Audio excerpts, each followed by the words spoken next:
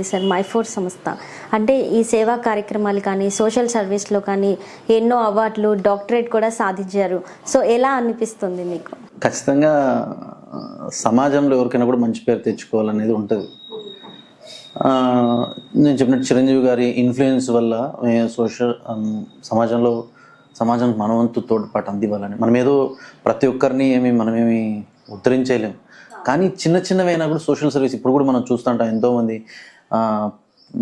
ఈ సమ్మర్లో water camps పెట్టడం, ఫుడ్ క్యాంప్స్ పెట్టడం, హెల్త్ క్యాంప్స్, బ్లడ్ క్యాంప్స్. రక్తం అందక ఈరోజు కొంచెం బెటర్ ఉంది, కానీ అప్పట్లో చాలా అవస్థలు, రక్తం అందక చనిపోయేవాళ్ళు చాలామంది ఉండేవాళ్ళు.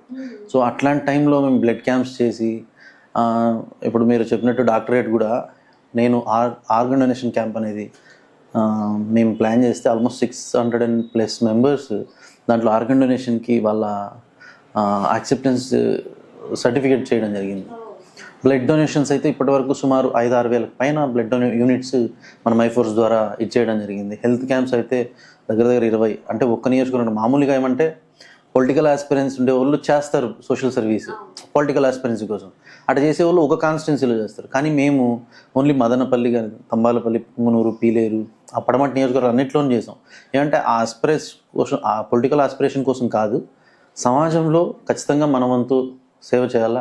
చిరంజీవి గారి కానీ పవన్ కళ్యాణ్ గారి ఆశయ సాధనలో భాగంగా కష్టాలు ఉన్న ప్రతి ఒక్కరికి తోడ్పాటునివ్వాలని. ఏదైతే పవన్ కళ్యాణ్ గారిలా మేము చేయలేం, కానీ 1,05,00,000 ఉంటే 1 కోటి రూపాయలు ఇచ్చేసే అంత ఇది కాకపోయినా మా స్థాయిలో ఖచ్చితంగా ప్రజలకి సమాజ సేవలో భాగంగా సమాజ సేవ చేయడం నిజంగా అదృష్టంగా భావిస్తాం.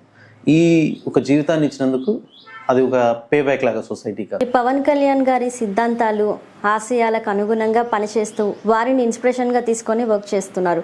సో ప్రజారాజ్యం పార్టీ ఏర్పడినప్పటి నుంచి మీరున్నారు అంటే మెగా ఫ్యామిలీ మీద అభిమానంతో ఉన్నారా, లేకపోతే జనసేన పార్టీ అధినేత పవన్ కళ్యాణ్ గారి సిద్ధాంతాలు నచ్చాయా?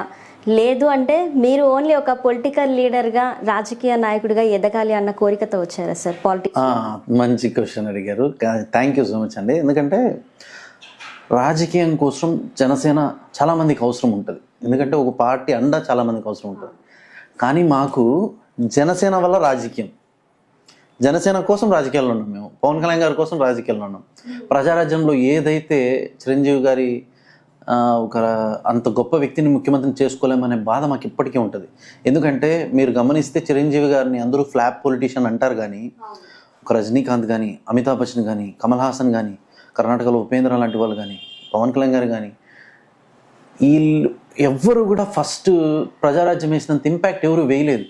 ప్రజారాజ్యం ఎక్కడికి పోయినా ప్రభంజనం.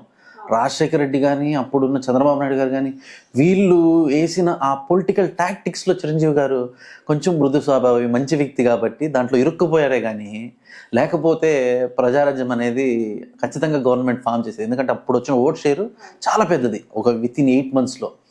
కానీ ఎవరో ఎదుటోళ్ళు వేసిన, ప్రత్యర్థులు వేసిన ఆ వలయంలో చిక్కుకుపోయినాడు చిరంజీవి గారు. ఎందుకంటే ఆయన కొంచెం మృదు స్వభావి, అంత టాక్టిక్స్ మనిషి కాదు.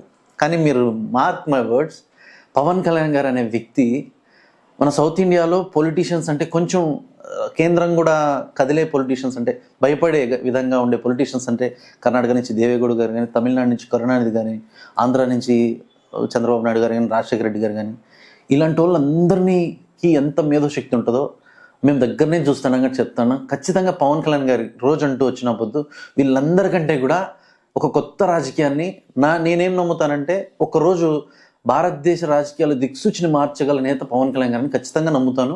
ఇది ఇప్పుడు వినే వాళ్ళకి వేరే విధంగా ఉండొచ్చు, ఒక్కరోజు ఖచ్చితంగా పవన్ కళ్యాణ్ గారు ప్రూవ్ చేస్తారు. ఆ రోజు కోసం మేము ఆ రోజును